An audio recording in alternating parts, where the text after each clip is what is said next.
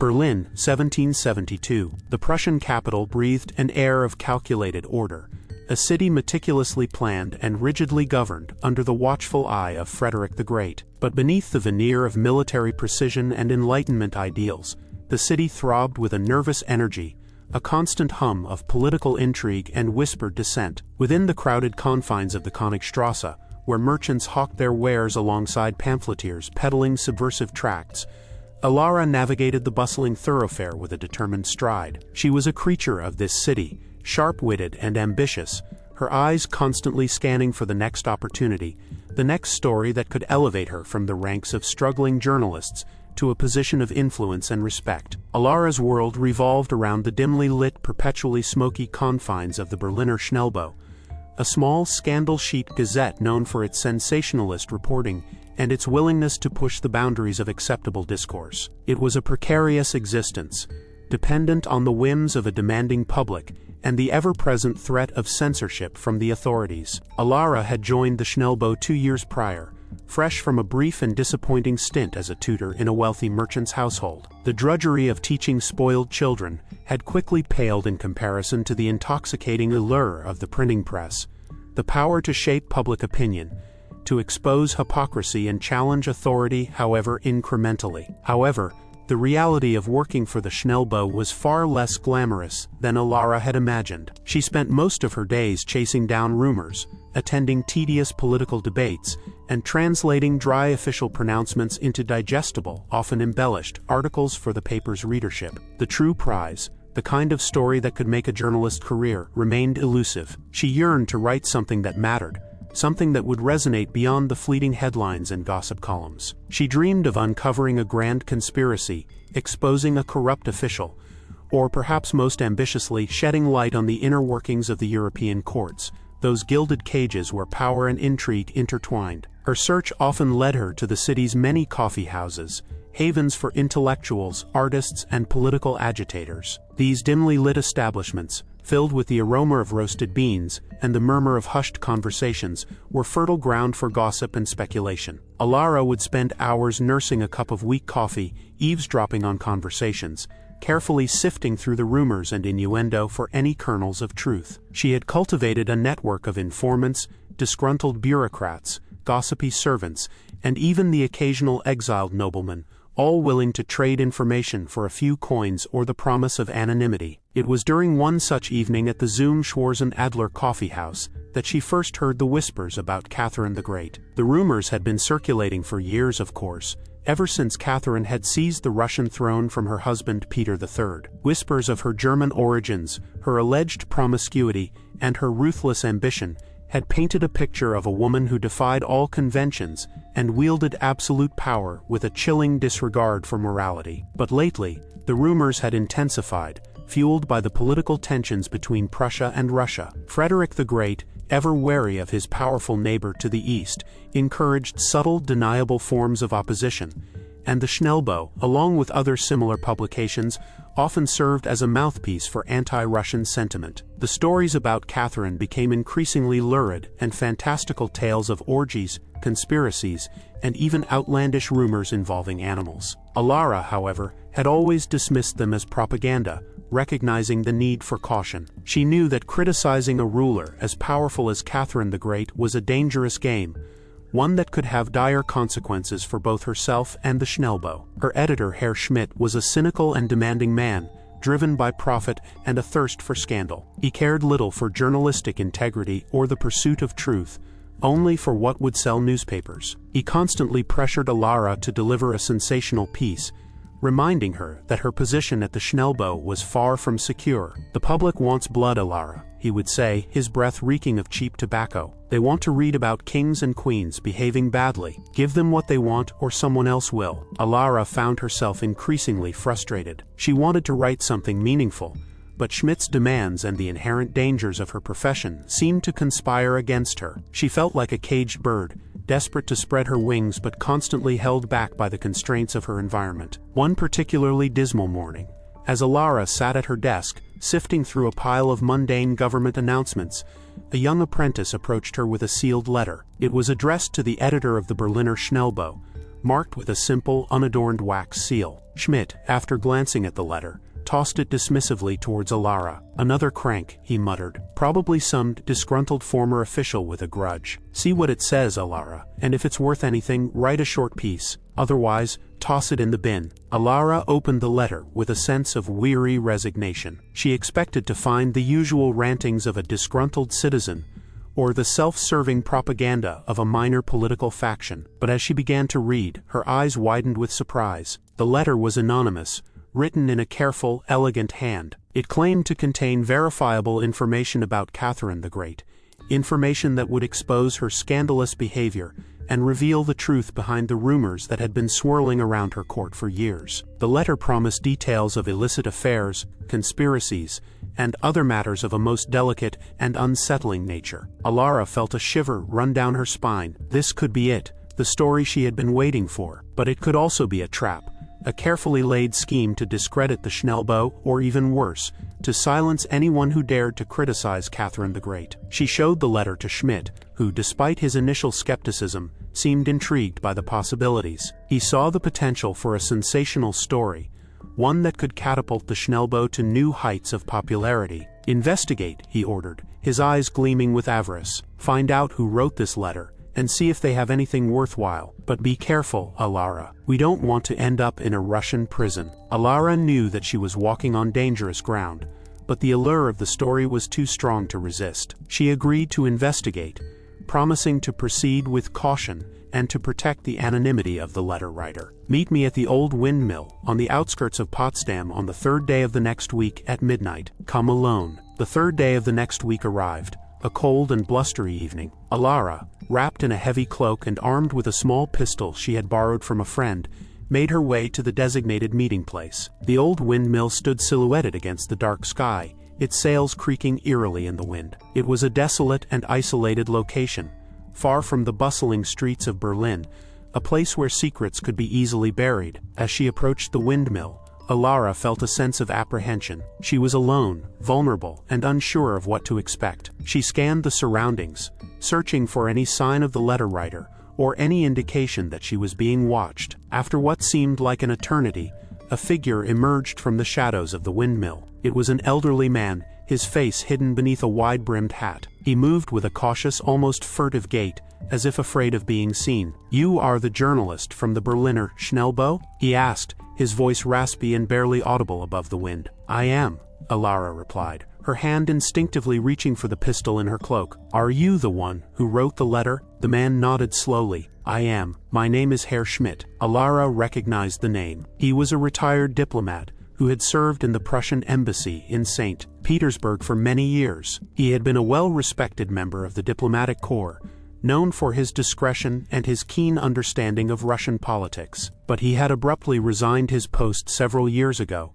and had since retreated into obscurity. Alara had heard rumors of his disillusionment with the Prussian court, of his growing unease with Frederick the Great's increasingly pragmatic approach to foreign policy. "Why did you contact me?" Alara asked. "Why not go to the authorities?" Schmidt sighed. "The authorities would not listen to me. They are too afraid of Russia. Besides, I have no proof, only my own observations and suspicions. I need someone who is willing to expose the truth, someone who is not afraid to challenge the powerful." He paused, his eyes darting nervously around. "I can tell you things about Catherine the Great that would shock the world, things that would make people question her legitimacy, her sanity, her very humanity." Alara leaned closer, her journalistic instincts fully engaged. "Tell me," she urged. "Tell me everything." Schmidt hesitated for a moment, his face etched with a mixture of fear and determination. "It is a long and complicated story," he said, "and it is a dangerous one. But if you are willing to listen,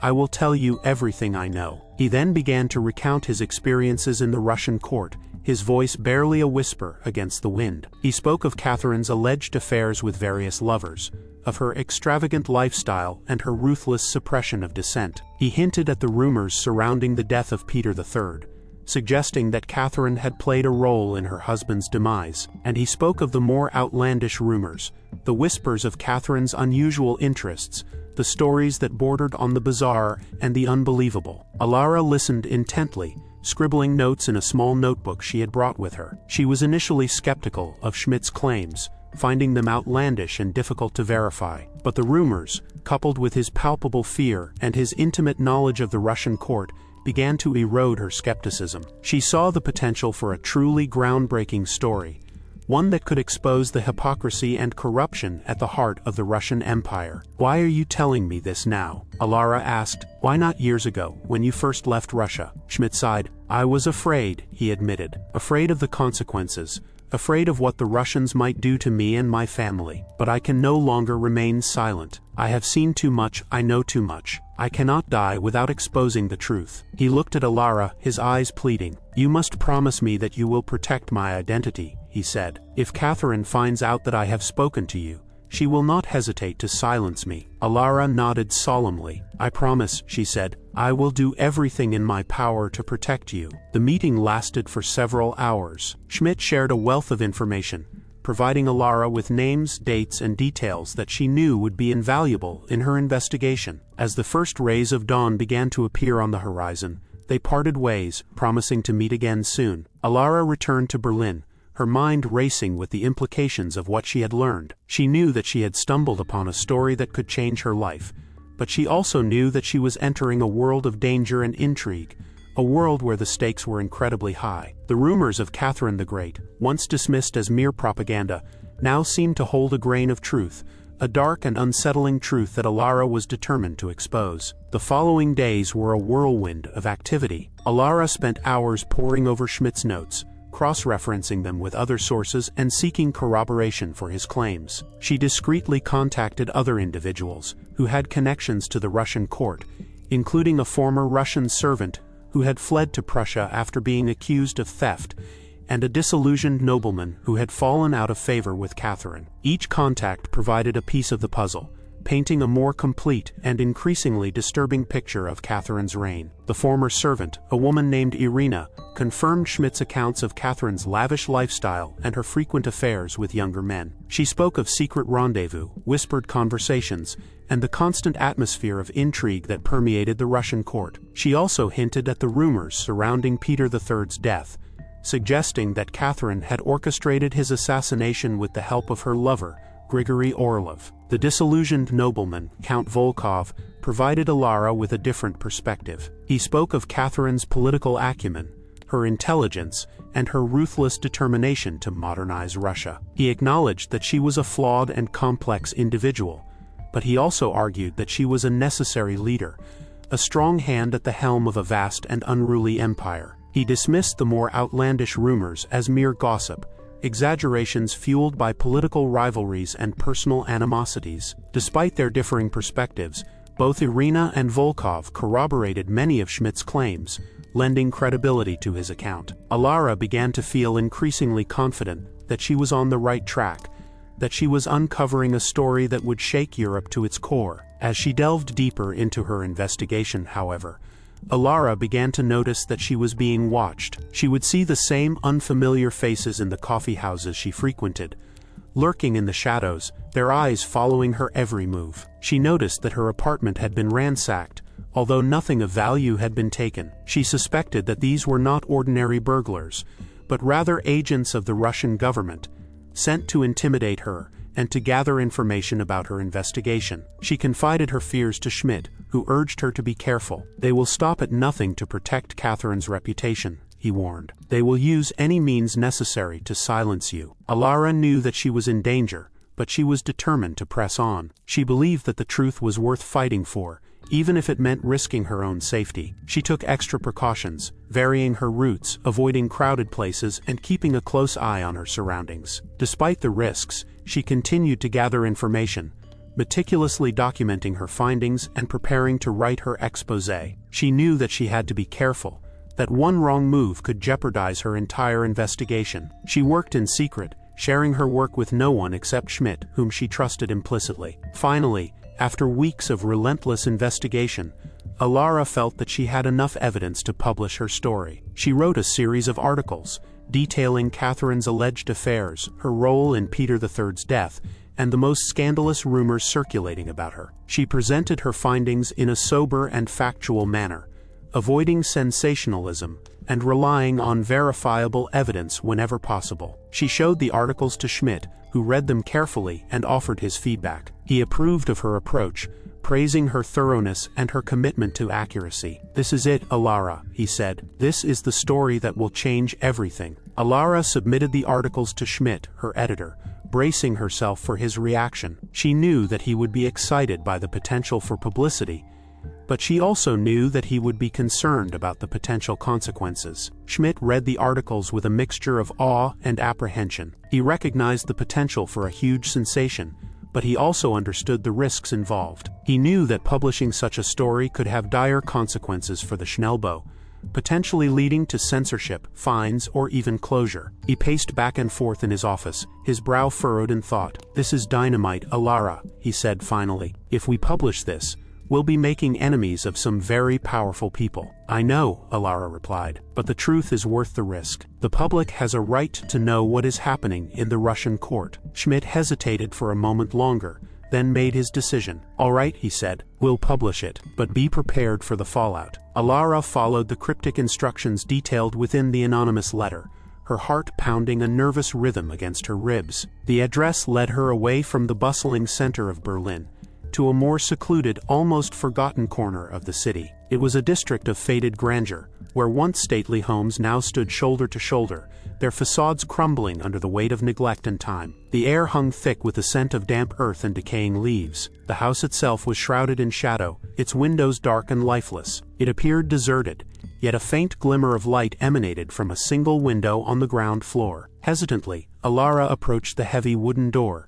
its surface scarred with age and neglect. She raised a gloved hand and knocked, the sound echoing unnaturally loud in the stillness of the street. A long moment passed, filled only with the whisper of the wind and the frantic beat of Alara's own pulse. Just as she was about to knock again, the door creaked open, revealing a sliver of darkness. A gaunt face peered out, its features obscured by shadow. "Herr Schmidt?" Alara asked, her voice barely above a whisper. The face remained silent for a moment, its owner scrutinizing Alara with an unsettling intensity. Finally, a voice raspy and low responded, "Who asks for me? My name is Alara. I received a letter regarding certain matters concerning the Russian court." The door opened wider, revealing a tall, thin man dressed in a threadbare dressing gown. His eyes were sunken and bloodshot, his face etched with lines of worry and weariness. He gestured for her to enter. "Come in quickly. We cannot be seen talking here." Alara stepped inside, and the door closed behind her with a heavy thud, plunging her into near darkness. Schmidt led her through a narrow hallway,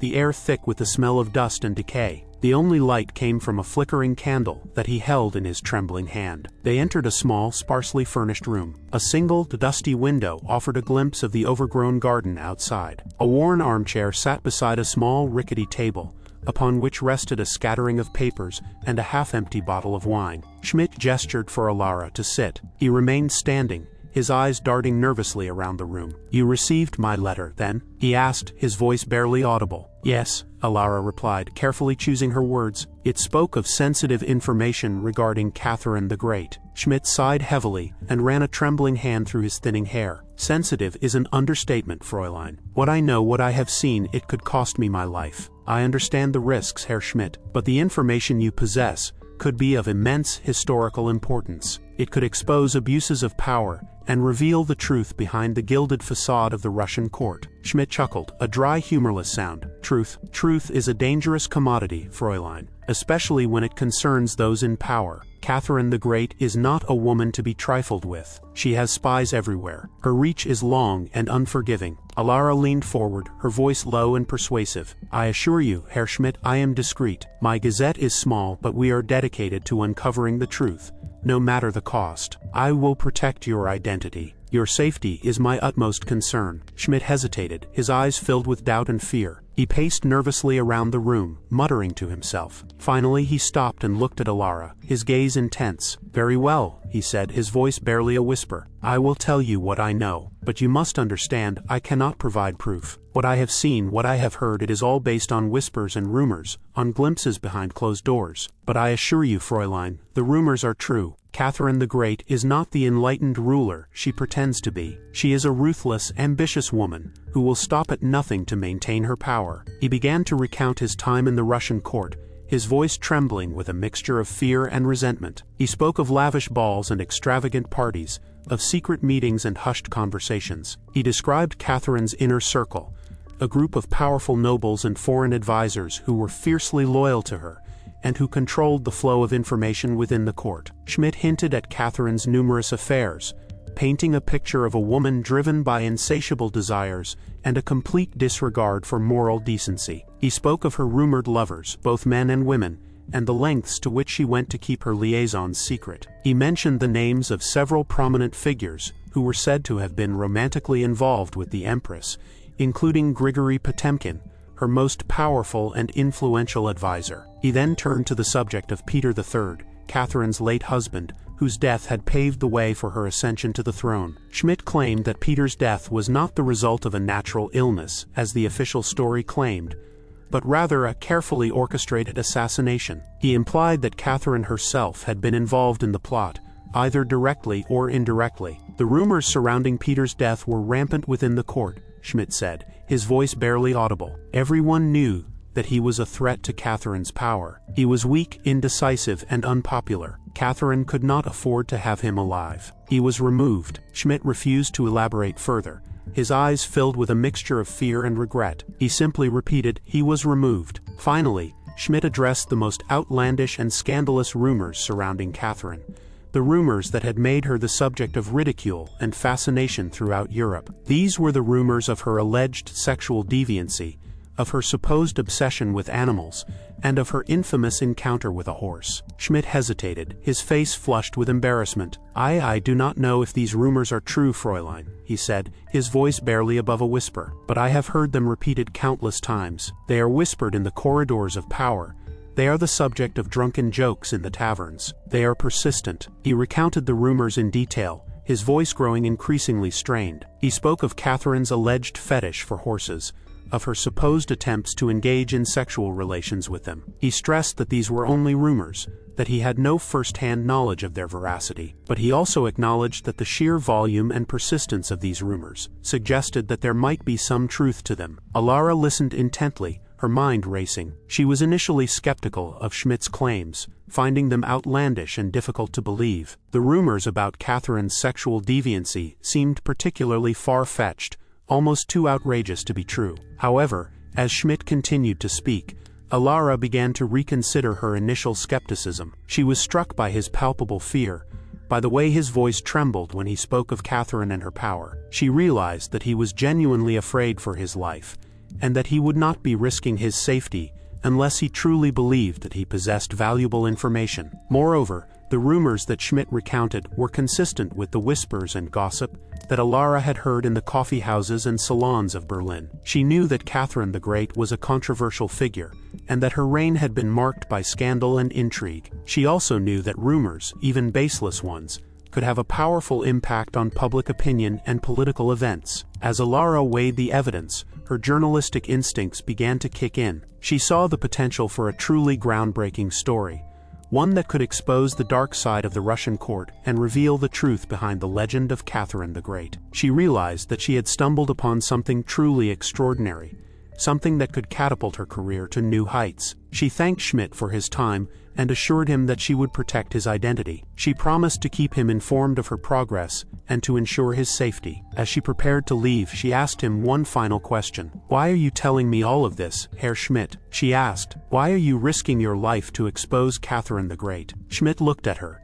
his eyes filled with a mixture of bitterness and resignation. "Because someone must," he said, his voice barely audible. "Catherine has ruled for far too long, and the people need to know the truth, no matter how terrible it may be." Alara left Schmidt's house, her mind buzzing with information and speculation. She knew that she had a long and difficult road ahead of her. She needed to verify Schmidt's claims, to gather additional evidence, and to prepare her story for publication. She also knew that she was putting herself in danger. If Catherine the Great discovered that she was investigating her, she could face dire consequences. Despite the risks, Alara was determined to pursue the truth. She saw this as her opportunity to make a name for herself, to expose corruption and abuse of power, and to challenge the authority of absolute monarchs. She was willing to risk everything to bring the story of Catherine the Great to light. Back in Berlin, Alara began to discreetly seek corroboration for Schmidt's claims. She knew that she could not rely solely on his testimony. She needed to find other sources who could confirm or deny the rumors surrounding Catherine's reign. She started by contacting a former Russian servant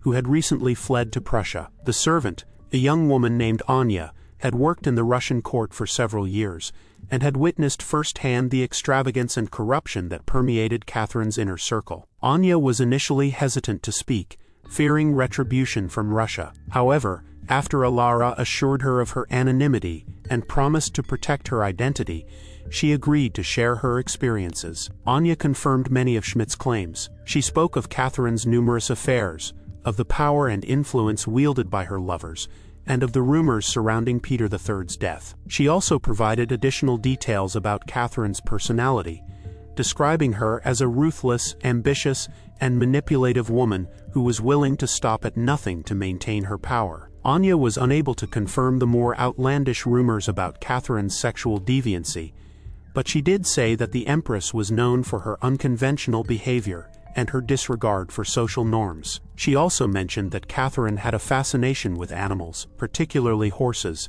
and that she spent a great deal of time in the royal stables. Alara also contacted a disillusioned nobleman who had once been a close confidant of Catherine the Great. The nobleman, Count Dmitri, had fallen out of favor with the Empress after he had dared to criticize her policies. He had been banished from the court and stripped of his titles and wealth. Dmitri was bitter and resentful towards Catherine, and he was eager to share his story with Alara. He confirmed that Catherine was a ruthless and ambitious ruler who had little regard for the welfare of her people. He also provided evidence that Catherine had been involved in a number of corrupt schemes, and that she had used her power to enrich herself and her cronies. Dmitri was also able to shed some light on the rumors surrounding Peter III's death. He claimed that Catherine had indeed ordered Peter's assassination, and that she had carefully covered up her involvement in the plot. He said that the official story of Peter's death was a complete fabrication, and that Catherine had used her influence to suppress any dissent or investigation. As Alara gathered more and more information,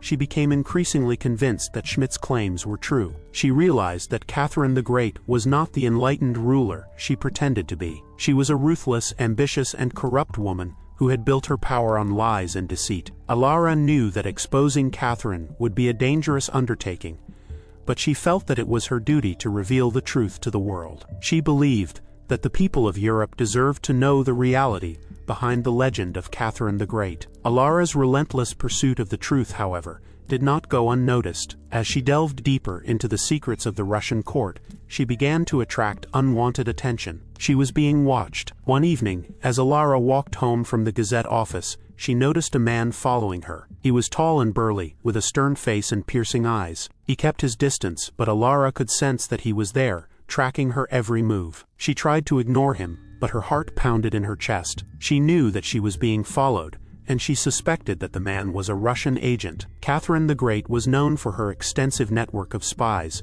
and Alara realized that she had likely been placed under surveillance. Over the next few days, the surveillance intensified. Alara noticed the same man, or others like him, following her wherever she went. They watched her from across the street. They sat near her in coffee houses. They even loitered outside her apartment building. Alara tried to be careful, but she knew that she was being monitored. She feared that Catherine's agents would try to silence her, either by discrediting her, threatening her, or even physically harming her. One night, Alara returned to her apartment to find that it had been ransacked. Her papers were scattered across the floor, her drawers had been emptied, and her personal belongings had been rifled through. She knew that this was a message. Someone was trying to intimidate her, to scare her off the story. But Alara refused to be intimidated. She was more determined than ever to expose Catherine the Great. The next morning, Alara went to visit Herr Schmidt, hoping to reassure him that he was still safe. But when she arrived at his house, she found the door ajar and the house empty. Schmidt was gone. Alara searched the house, but she could find no sign of him. His clothes and belongings were still there, but he was nowhere to be found. Alara feared the worst. She suspected that Catherine's agents had abducted Schmidt, and that he was now in grave danger. The disappearance of Schmidt only strengthened Alara's resolve. She knew that she was facing powerful and ruthless enemies, but she was determined to fight for the truth, no matter the cost. Despite the risks, Alara continued to work on her exposé. She pieced together the information she had gathered from Schmidt, Anya, Dmitri, and other sources, and she began to write her story. She knew that her article would be controversial, and that it would likely spark a backlash from Russia. But she believed that it was important to expose Catherine the Great's lies, and to reveal the truth about her reign. As she wrote, Alara couldn't shake the feeling of being watched. She would peer out her window, and sometimes she would catch glimpses of shadowy figures lurking in the streets below. She knew that she was in danger, but she pressed on, driven by a fierce determination to bring her story to light. The air in her small apartment felt thick with paranoia. Every creak of the floorboards, every rustle of leaves outside her window, sounding like the approach of unseen adversaries. Sleep became a luxury she could scarcely afford, her nights filled with fitful dreams of masked figures and opulent palaces hiding dark secrets. She began to rely on strong coffee and sheer willpower to keep herself functioning. The few friends Alara had were kept at arm's length, not out of malice, but out of a desperate need to protect them from the potential fallout of her investigation. She couldn't bear the thought of involving them in the dangerous game she was now playing. The weight of her secrets pressed down on her, making her feel increasingly isolated. One evening, Alara was working late at the Gazette office, fueled by lukewarm coffee and a desperate desire to finish her article. The editor, a gruff man named Herr Muller, had been growing increasingly nervous about the project. He had initially been enthusiastic about the potential for a sensational story, but the growing signs of Russian interest in Alara's activities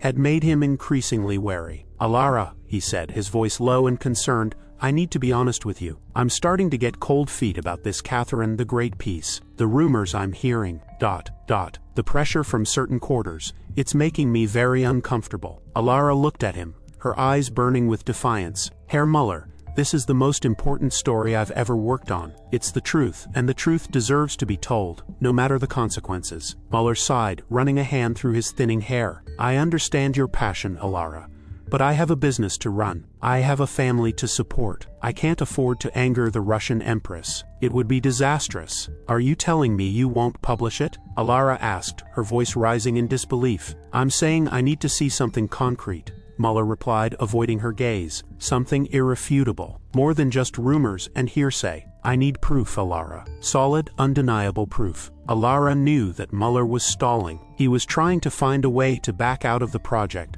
without explicitly forbidding her from publishing it. But Alara refused to be deterred. She was determined to finish her article, even if it meant publishing it independently. "I'll get you your proof, Herr Muller," she said, her voice filled with determination. "I promise you, I'll get you the proof you need." But obtaining concrete proof was proving to be almost impossible. The rumors surrounding Catherine were so deeply entrenched in the court's secrecy, and the fear of retribution so palpable, that few were willing to risk their lives to provide verifiable evidence. Alara felt like she was chasing shadows, forever on the verge of grasping the truth, but always falling short. The pressure was mounting, both from within the Gazette and from the unseen forces that were watching her every move. Alara knew that she was running out of time. She had to find a way to break through the wall of secrecy that surrounded Catherine the Great, or her story would never see the light of day. Then a stroke of luck, or perhaps fate, intervened. One evening, while frequenting a dimly lit tavern known for attracting gossips and political dissidents,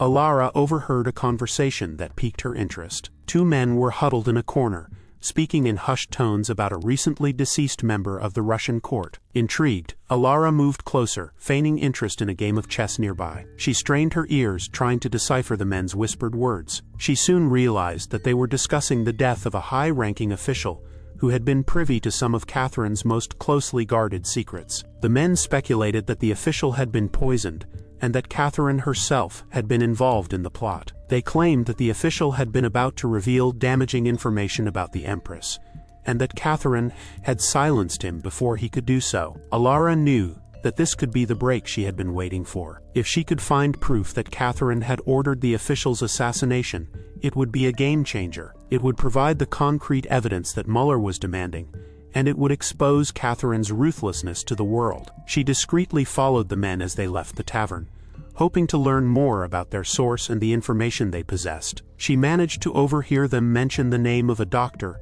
who had treated the deceased official. Alara knew that this was her chance. She had to find the doctor and convince him to reveal what he knew. But she also knew that approaching him directly could be dangerous. He would likely be afraid to speak out against Catherine, and he might even be under surveillance himself. Alara decided to proceed with caution. She spent several days discreetly observing the doctor, learning his routines and habits. She discovered that he was a quiet, unassuming man who lived a simple life. He seemed to be a man of integrity, but also a man who valued his safety. Alara knew that she had to approach him in a way that would appeal to his sense of justice and his desire for self-preservation. She decided to write him an anonymous letter, outlining her investigation and promising to protect his identity if he agreed to speak with her. She carefully crafted the letter, emphasizing the importance of revealing the truth about Catherine's crimes and assuring the doctor that his testimony could help to bring her to justice. She left the letter at his doorstep, hoping that he would read it and respond. Days turned into an agonizing wait. Alara felt herself on tenterhooks, knowing her opportunity was slipping away. She had to be careful and was sure she was under constant surveillance. Her nerves frayed. Finally, after what felt like an eternity, Alara received a response. An unsigned note, slipped beneath her door, instructed her to meet the doctor at a secluded location on the outskirts of Berlin. Alara's heart pounded as she made her way to the meeting place. She knew that this could be a trap, but she was willing to take the risk. She had come too far to turn back now. She found the doctor waiting for her in a small, abandoned barn. He was pale and nervous, his hands trembling as he spoke. He told Alara that he had been the official's physician, and that he had witnessed his sudden and mysterious decline. He confirmed that the official had been poisoned, and he revealed that he had suspected Catherine's involvement from the very beginning. He had kept his suspicions to himself, fearing for his own life, but he could no longer remain silent. He provided Alara with detailed information about the official's symptoms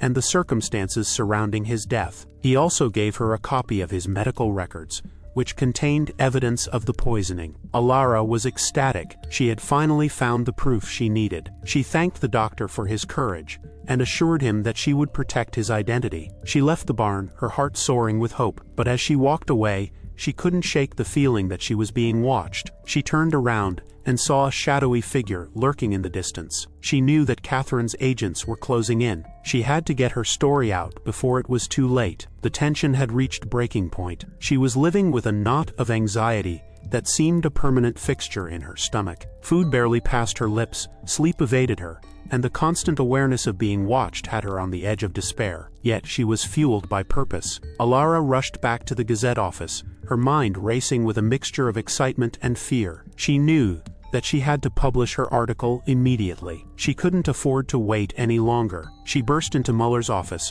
her eyes shining with triumph. "Herr Muller, I have it," she exclaimed. "I have the proof you wanted. I have evidence that Catherine the Great ordered the assassination of a high-ranking official." Muller looked at her, his face etched with concern. "Alara, are you sure about this? This is a very serious accusation. If you're wrong, it could have devastating consequences." "I'm not wrong, Herr Muller," Alara insisted. "I have the medical records. I have the doctor's testimony. I have everything we need to expose Catherine's crimes." Muller hesitated for a moment, then nodded slowly. "All right, Alara," he said. "Let's do it. But be warned, this could be the end of us both." Alara worked tirelessly throughout the night, putting the finishing touches on her article. She carefully checked every fact, every quote, every detail. She knew that she had to be absolutely certain that everything was accurate and verifiable. As the sun began to rise, Alara finally finished her article. She handed it to Muller, her hands trembling with exhaustion and anticipation. Muller read the article carefully,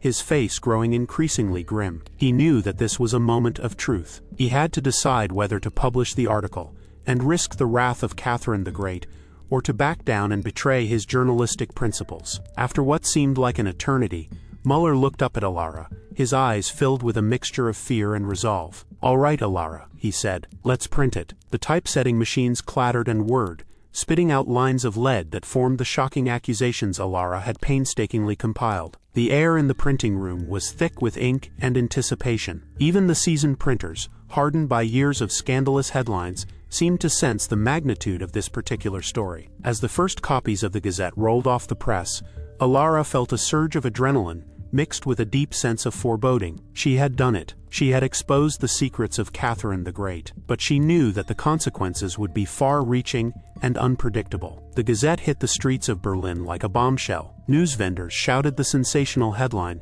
drawing crowds of curious onlookers. The article was devoured with breathless fascination, its shocking revelations spreading like wildfire through the city. The initial reaction was one of disbelief. People couldn't believe that Catherine the Great, the enlightened empress, could be capable of such ruthless and barbaric acts. But as they read the evidence Alara had presented, as they absorbed the details of the official's poisoning and the doctor's testimony, their doubts began to fade. Word of the article quickly spread beyond Berlin, carried by travelers and merchants to every corner of Europe. Other gazettes picked up the story, reprinting Alara's accusations and adding their own commentary and speculation. The rumors that had once been confined to hushed whispers in the corridors of power were now splashed across the front pages of newspapers throughout the continent. The reaction in Russia was swift and furious. Catherine the Great was outraged by the accusations, denouncing them as slanderous lies and demanding that the Prussian government take immediate action to silence the Gazette and punish Alara. The Prussian government found itself in a difficult position. They wanted to maintain good relations with Russia, a powerful and important trading partner, but they also had a commitment, at least in theory, to freedom of the press. They couldn't simply shut down the Gazette without causing a public outcry. They tried to appease both sides, issuing a statement condemning the article, while simultaneously defending the right of the press to report on matters of public interest. But their efforts were in vain. Catherine the Great was not satisfied. She demanded that Alara be arrested and punished for seditious libel, and she threatened to impose economic sanctions on Prussia if her demands were not met. The pressure on the Prussian government intensified. They were caught between their desire for good relations with Russia and their commitment to freedom of the press. The situation was rapidly spiraling out of control. Meanwhile, Alara became a pawn in a larger geopolitical game. She was hailed as a hero by some, a champion of truth who had dared to challenge the authority of a powerful monarch. But she was also vilified by others, accused of being a reckless sensationalist who had endangered international relations. She received both messages of support and death threats. Her apartment was placed under constant surveillance, and she was forced to move from place to place to avoid being captured. Despite the danger, Alara refused to be silenced. She continued to write, publishing articles that challenged Catherine's policies and exposed the corruption within her court. She became a symbol of resistance, a beacon of hope for those who dared to dream of a more just and equitable world. The Prussian government, however, was running out of patience. They couldn't afford to continue to defy Catherine the Great. They needed to find a way to resolve the crisis before it escalated into a full-blown international conflict. They decided to arrest Alara on charges of seditious libel. They claimed that her article had incited hatred and contempt towards the Russian government, and that it had endangered the peace and security of Prussia. Alara was arrested in the middle of the night and taken to a notorious prison on the outskirts of Berlin. She was thrown into a dark, damp cell, where she was left to languish in isolation. The news of Alara's arrest sparked a public outcry. Protests erupted in Berlin and other cities, demanding her release. Many people saw her as a martyr, a victim of political repression, who was being persecuted for speaking the truth. The Prussian government was forced to respond to the public pressure. They agreed to hold a public trial, where Alara would have the opportunity to defend herself against the charges against her. The trial became a public spectacle, attracting crowds of onlookers from all over Europe. Alara was defended by a team of prominent lawyers who argued that her article was protected by freedom of the press and that she had a right to report on matters of public interest. Alara herself took the stand and delivered a powerful speech, defending her journalistic integrity and challenging the authority of absolute monarchs. She argued that the people had a right to know the truth, even if it was uncomfortable or inconvenient for those in power. The trial lasted for several days, and the outcome was uncertain. The judges were under immense pressure from both the Prussian government and the Russian government. They knew that whatever decision they reached would have significant political consequences. Alara felt the eyes long before she saw them, a subtle prickling on the back of her neck, a fleeting glimpse of a dark coat disappearing around a corner. She dismissed it initially as paranoia, the inevitable side effect of delving into such treacherous territory. But the feeling persisted, growing stronger with each passing day, morphing from unease into a gnawing, persistent fear. Her apartment, a cramped garret above a bustling bakery, felt smaller, more exposed. The aroma of freshly baked bread, usually a comfort, now seemed suffocating, a constant reminder that she was trapped. She varied her routes to and from the Gazette, sticking to crowded streets, always scanning her surroundings. It did no good. The sense of being watched remained. Then came the first incident, a spilled inkwell, conveniently placed to soak her notes on Catherine's supposed dalliances with Count Orlov. She attributed it to clumsiness, a momentary lapse in concentration. But the next day, her research materials were scattered across the floor, seemingly untouched but subtly rearranged. The message was clear. Someone was inside her apartment reading her work. Panic began to set in. She confided in her editor, Herr Schmidt, a gruff, pragmatic man who saw the potential for immense profit in her investigation. He scoffed at her fears, dismissing them as the product of an overactive imagination. "Sensationalism sells, Alara," had said, his eyes gleaming with avarice. "But hysteria doesn't. Get back to work and bring me the proof." The pressure intensified. Schmidt demanded more scandalous details, juicier rumors, anything to titillate the public and sell more copies. He saw her investigation as a goldmine, a chance to elevate the Gazette from a purveyor of petty gossip to a major player in the European media landscape. He was oblivious to the danger she faced, blinded by the allure of profit. Alara pressed on, driven by a mixture of ambition and fear. She revisited Herr Schmidt, the retired diplomat, hoping to glean more information. But his house was deserted, the door ajar, the air thick with an unsettling silence. His neighbors claimed he had left suddenly, without a word to anyone, taking only a small bag with him. Alara feared the worst. The Russians had gotten to him. Her investigation became a frantic race against time. She sought out other sources, delving deeper into the shadowy underbelly of Berlin's expatriate community. She met with a former Russian servant, a disgruntled woman named Irina, who claimed to have witnessed Catherine's cruelty firsthand. Irina recounted tales of lavish parties, rampant infidelity, and whispered conspiracies within the Russian court. She spoke of Peter III's death, not as a result of illness as officially stated, but as a carefully orchestrated assassination, carried out with Catherine's explicit approval. Alara also encountered a disillusioned Russian nobleman, Count Volkov, who had fled Russia after falling out of favor with Catherine. Volkov confirmed Irina's stories, adding his own accounts of corruption and political intrigue. He described Catherine as a ruthless Machiavellian, willing to stop at nothing to maintain her power. The pieces of the puzzle were falling into place, forming a damning portrait of the Russian empress. But with each new revelation, the risks increased. Alara felt the walls closing in, the invisible net tightening around her. She knew she was being watched, her every move scrutinized. The break-in happened on a Tuesday night. Alara returned to her apartment to find the door splintered, the lock broken. The place had been ransacked, her papers torn and scattered, her few possessions thrown about. The message was no longer subtle.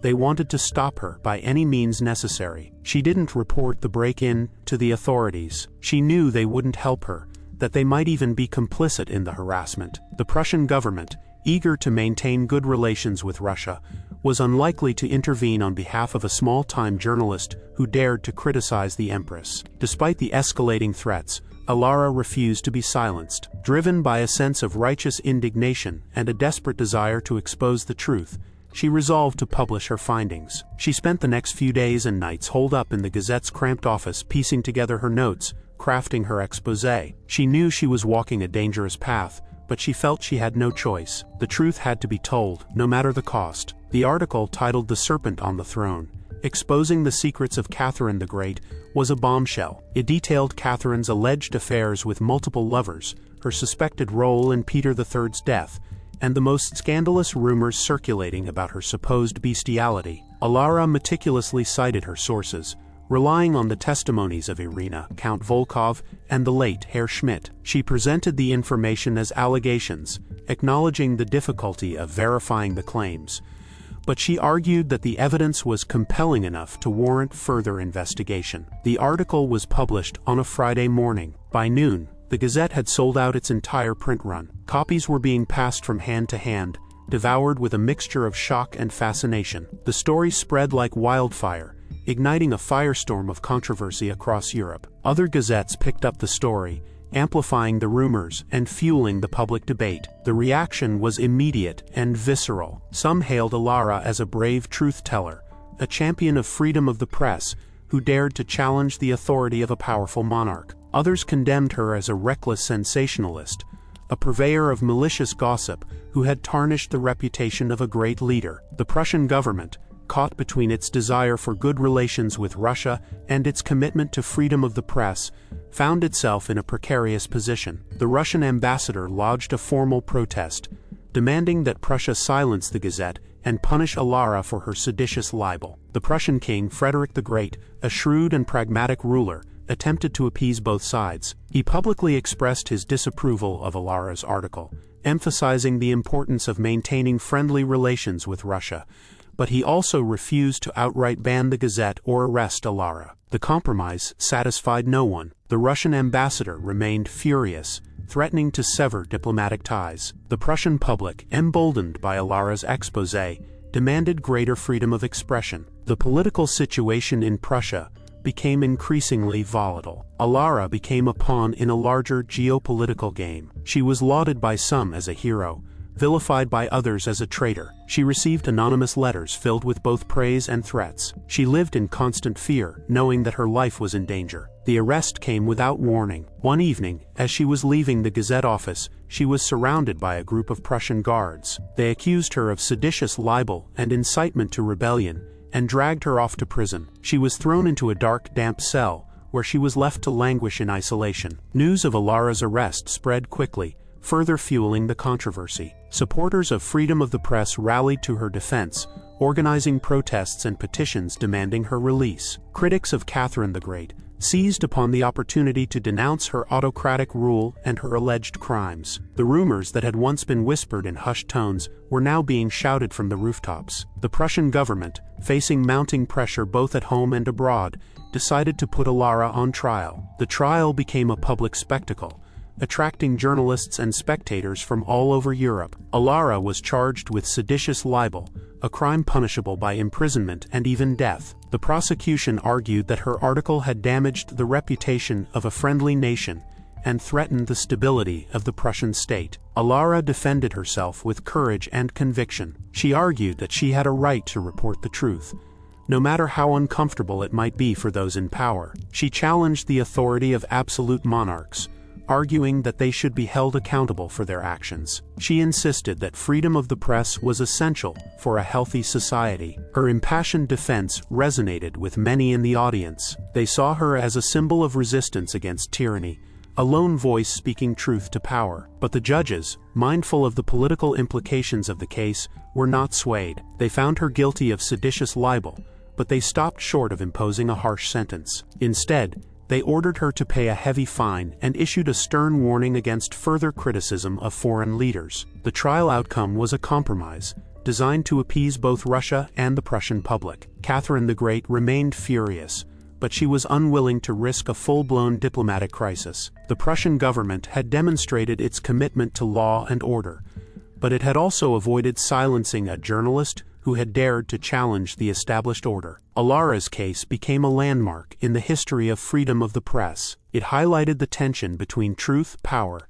and the price of freedom of expression in the 18th century. It demonstrated the power of rumors to influence public opinion and even affect international relations. But for Alara herself, the trial was a turning point. She had survived, but she was scarred. She had become a symbol of courage for some, but she was also blacklisted by many publishers. Her career as a journalist was in jeopardy. Despite the challenges, Alara refused to give up. She was more determined than ever to expose corruption and abuse of power. She resolved to pursue investigative journalism independently, relying on her own resources and her own network of contacts. She knew that she had made enemies of many important and powerful figures. She understood that her life would never be the same, but she also knew that she had struck a blow for freedom of expression, that she had helped to shine a light on the dark secrets of the powerful, and that, she believed, was worth the price. The initial harassment intensified into outright surveillance. Men in nondescript coats lingered near her apartment, their faces obscured by shadows and wide-brimmed hats. They followed her through the streets, their presence a constant reminder of the danger she was in. Every whispered conversation, every stolen glance felt like a threat. The break-in at her apartment was no longer a simple act of intimidation. It was a deliberate attempt to steal her notes, to uncover her sources. They tore apart her meager belongings, leaving a trail of destruction in their wake. She realized then that they were not just trying to silence her, they were trying to erase her. The pressure from her editor, Herr Schmidt, became unbearable. He demanded more sensational details, pushing her to the brink of recklessness. He saw her as a commodity, a means to an end, and he was willing to sacrifice her safety for the sake of a good story. He dismissed her fears as paranoia, accusing her of letting her emotions cloud her judgment. When she went to meet Herr Schmidt again, hoping for more information or even just reassurance, she found his house abandoned. The neighbors spoke of a swift and secretive departure,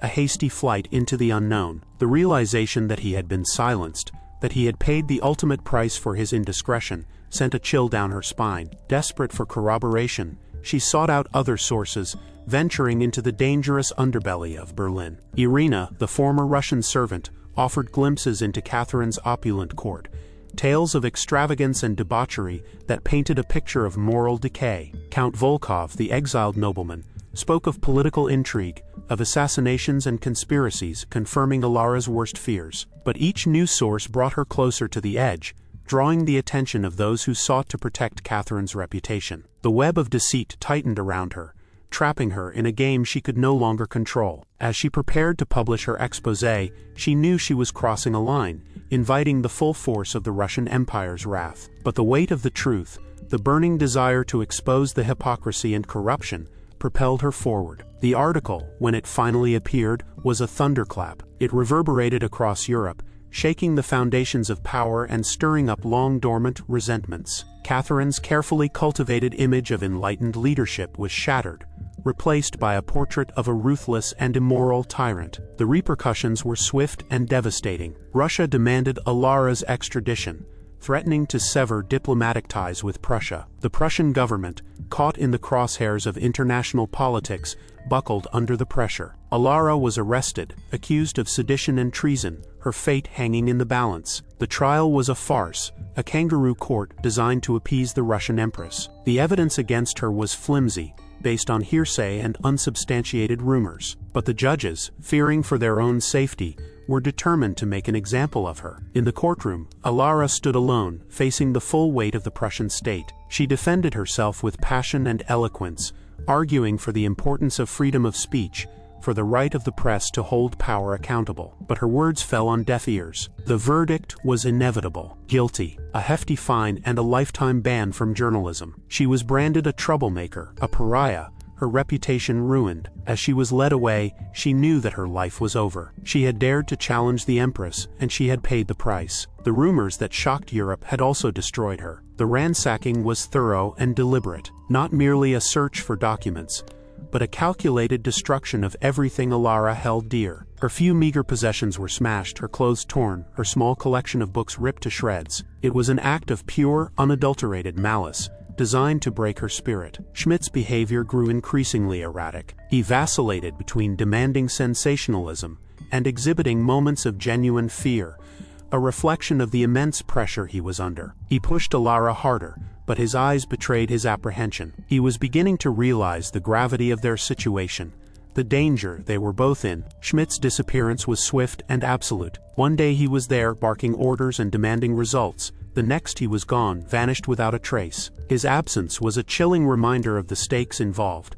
a stark warning of the consequences of crossing Catherine the Great. The information gleaned from Irina and Volkov was increasingly fragmented and unreliable, tainted by personal vendettas and political agendas. Alara found herself sifting through layers of lies and half-truths, struggling to discern fact from fiction. The closer she got to the truth, the more elusive it became. The publication of her exposé triggered a cascade of events that quickly spiraled out of control. The article was not merely a sensation. It was an act of defiance, a direct challenge to Catherine's authority. The response from Russia was swift and brutal. The Prussian government, caught between its allegiance to Russia and its commitment to freedom of the press, found itself in an impossible position. They attempted to appease both sides, but their efforts were futile. The situation escalated rapidly, threatening to plunge Prussia into a diplomatic crisis. Alara's arrest was a public spectacle, a blatant display of power designed to intimidate anyone who dared to question the Empress. She was paraded through the streets like a common criminal, her reputation dragged through the mud. The trial was a sham, a carefully orchestrated charade designed to silence her permanently. The prosecution presented a distorted version of the truth, twisting her words and misrepresenting her motives. The judges, handpicked by the government, were biased and unsympathetic. Despite the overwhelming odds, Alara refused to back down. She used the trial as an opportunity to defend her principles, to speak truth to power. She challenged the legitimacy of absolute monarchy, advocating for freedom of expression and the right of the press to hold leaders accountable. Her words resonated with the public, igniting a spark of rebellion in their hearts. But her courage was ultimately in vain. The verdict was guilty, as expected. The sentence was severe: imprisonment and a ban from ever writing again. Her career was destroyed, her life irrevocably altered. As she was led away to prison, Alara knew that she had failed. She had tried to expose the truth, but she had only succeeded in destroying herself. The rumors that shocked Europe had also silenced her forever. The once subtle surveillance morphed into blatant intimidation. Men in the employ of persons unknown would linger outside her apartment, their presence a constant oppressive weight. They made no attempt to conceal themselves, their intent clear: to instill fear. Packages would arrive dead birds, cryptic notes filled with threats, subtly referencing her family. Schmidt, initially enthusiastic, became increasingly withdrawn, his excitement replaced by a gnawing anxiety. He distanced himself from Alara, offering only terse instructions and avoiding eye contact. He was clearly under immense pressure, his silence speaking volumes about the power wielded by those who sought to suppress the truth. The disappearance of Herr Schmidt was more than just unsettling. It was a chilling premonition. His house was not merely empty, it was stripped bare, as if he had never existed. His neighbors claimed no knowledge of his whereabouts, their faces etched with fear, unwilling to speak for fear of similar repercussions. The information gleaned from Irina and Count Volkov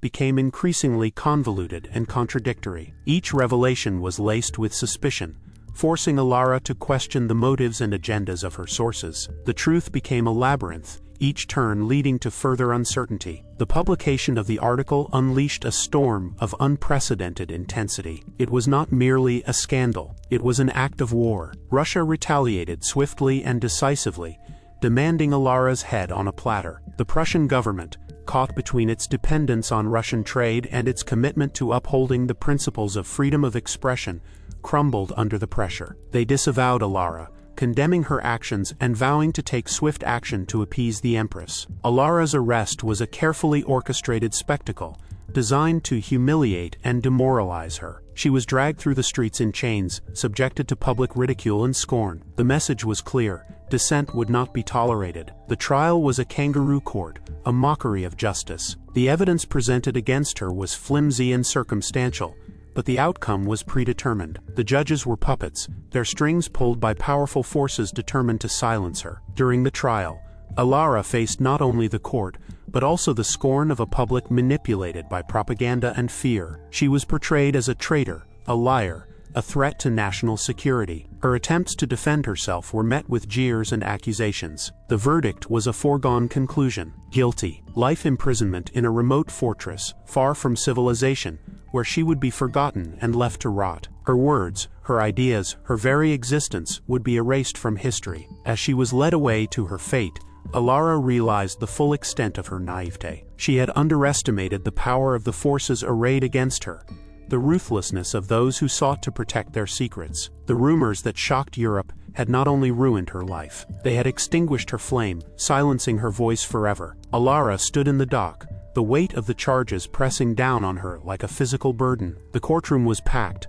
a suffocating mass of faces, curious onlookers, stern-faced officials, and the ever-present, watchful eyes that she knew belonged to Russian agents. The trial had become a spectacle, a public battleground where the ideals of free speech clashed with the iron fist of autocratic power. She had presented her defense with unwavering conviction, arguing that her role as a journalist was to seek the truth and expose injustice, regardless of the consequences. She had recounted her investigation, detailing the sources she had consulted, the documents she had examined, and the corroborating evidence she had uncovered. She had even dared to challenge the very notion of absolute monarchy, questioning the divine right of rulers to operate without accountability. The prosecution, led by a particularly zealous state attorney, painted a very different picture. They portrayed Alara as a reckless and irresponsible agitator, driven by personal ambition and a desire to undermine the stability of the Prussian state. They dismissed her sources as unreliable and her evidence as circumstantial, arguing that her accusations were based on nothing more than malicious gossip and unsubstantiated rumors. They accused her of deliberately fabricating and exaggerating her claims in order to create a sensation and damage the reputation of Catherine the Great, a sovereign with whom Prussia enjoyed peaceful relations. The state attorney argued that Alara's actions were not only a grave offense against the Russian Empress, but also a direct threat to the security and well-being of Prussia. The judges, a panel of stern-faced jurists appointed by the Prussian king, listened intently to both sides of the argument. They were acutely aware of the political implications of their decision, knowing that their verdict would have far-reaching consequences for Prussia's relations with Russia and for the future of freedom of the press within their own kingdom. The trial dragged on for weeks, with each day bringing new twists and turns, new arguments and counter-arguments, new witnesses and new revelations. The atmosphere in the courtroom was charged with tension, as the fate of Alara and the principles she represented hung in the balance. Finally, the day of judgment arrived. The courtroom was even more crowded than usual, with people clamoring for a glimpse of the proceedings. The judges entered the courtroom, their faces grim and inscrutable. The lead judge rose to his feet and began to read the verdict. He spoke in a slow, deliberate voice, his words echoing through the silent courtroom. He recounted the charges against Alara, summarized the evidence presented by both sides, and outlined the legal principles that had guided the court's deliberations. Then he paused, took a deep breath, and announced the verdict: guilty. A gasp rippled through the courtroom. Alara stood motionless, her face pale but her eyes defiant. She had known that this was a possibility, but the reality of the verdict still struck her like a blow. She had risked everything to expose what she believed to be the truth, and now she was being punished for it. The lead judge continued, outlining the sentence. Alara was to be found guilty of seditious libel. The judges acknowledged that her actions had been motivated by a genuine desire to inform the public,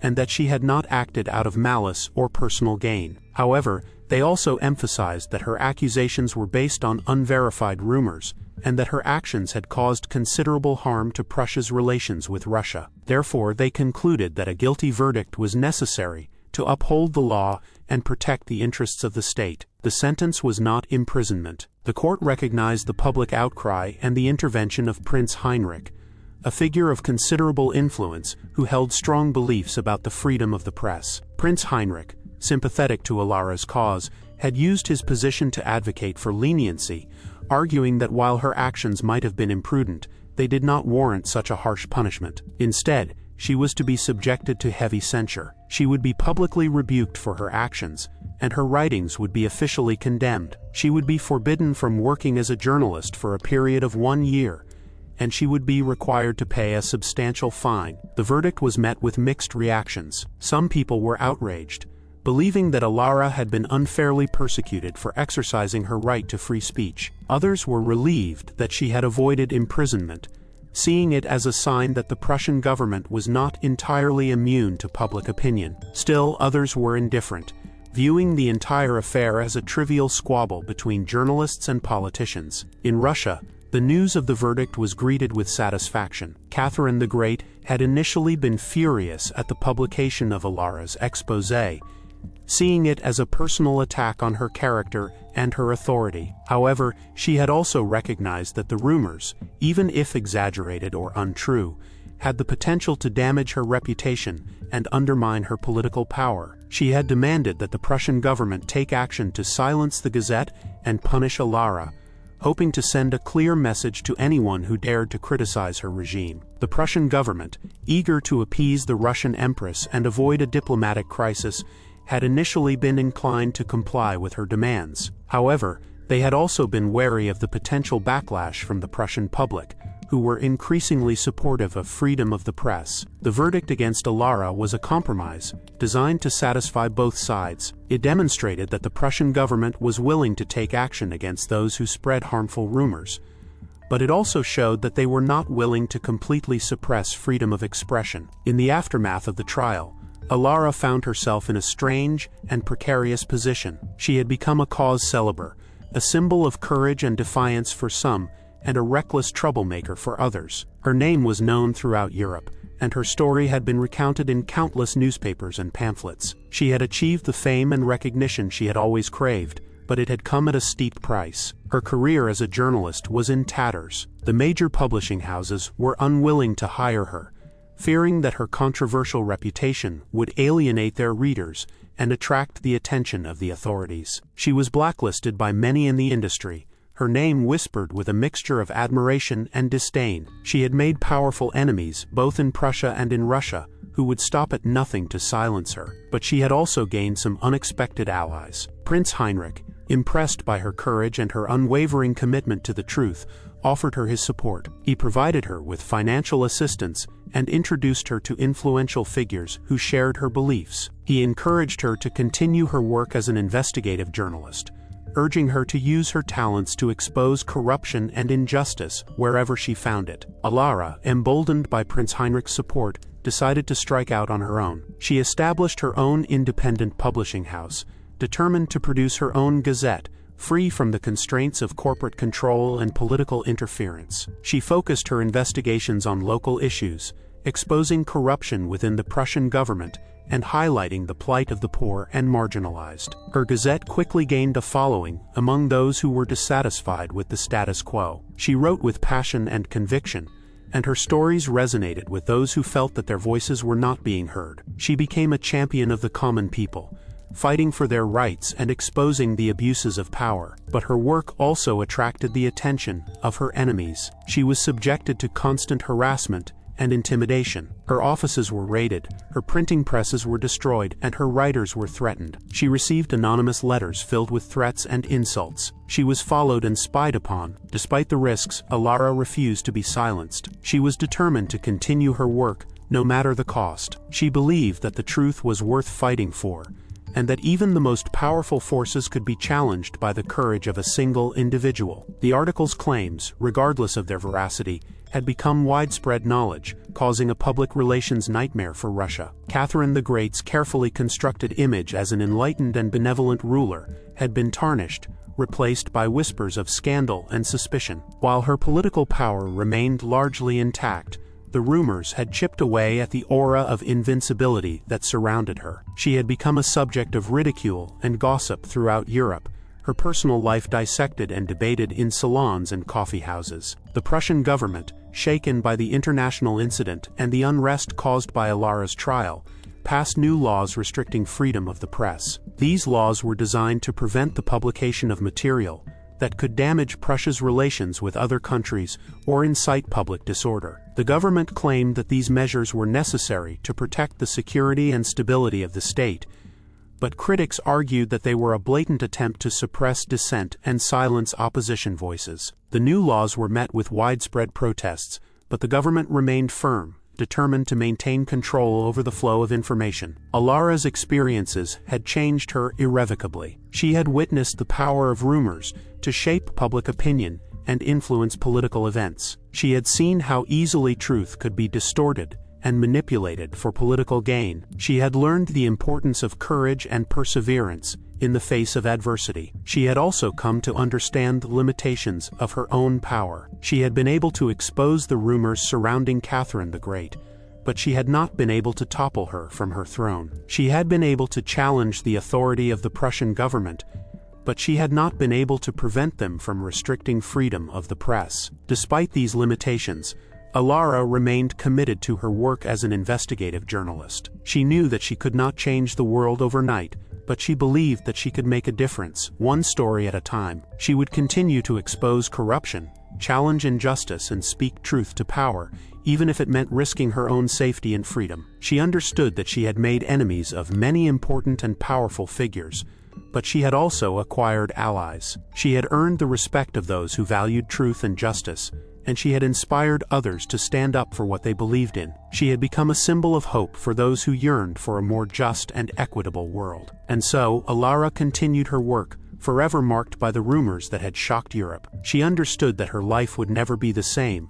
but she was determined to use her experiences to make a positive impact on the world. She would continue to fight for freedom of expression, to expose corruption, and to challenge the abuse of power, knowing that even the smallest act of resistance could have far-reaching consequences. The rumors surrounding Catherine the Great, whether true or false, had left an indelible mark on history. They had challenged her authority, tarnished her reputation, and fueled political unrest. They had also sparked a debate about freedom of the press and the responsibility of journalists. The story of Alara and Catherine the Great serves as a reminder of the power of rumors to influence public opinion and even affect international relations. It explores the tension between truth, power, and the price of freedom of expression in the 18th century. It is implied that some rumors might be true, some could be hyperbole, and that ultimately, Catherine's legend is forever altered. Catherine the Great's reign continued for many years after the initial scandal, marked by significant territorial expansion, internal reforms, and patronage of the arts and sciences. Yet, the whispers of scandal never entirely faded, clinging to her legacy like a persistent shadow. Alara, despite the hardships and setbacks, persevered as an independent journalist, her name synonymous with fearless investigation and unwavering commitment to the truth. She inspired a new generation of journalists to challenge authority and hold the powerful accountable. The Prussian government's attempts to restrict freedom of the press ultimately proved ineffective. The spirit of inquiry and the desire for open debate could not be suppressed, and the seeds of a more liberal society had been sown. The echoes of the rumors that had once shaken Europe continued to reverberate through the centuries, a testament to the enduring power of words and the enduring struggle for freedom of expression. The file closed.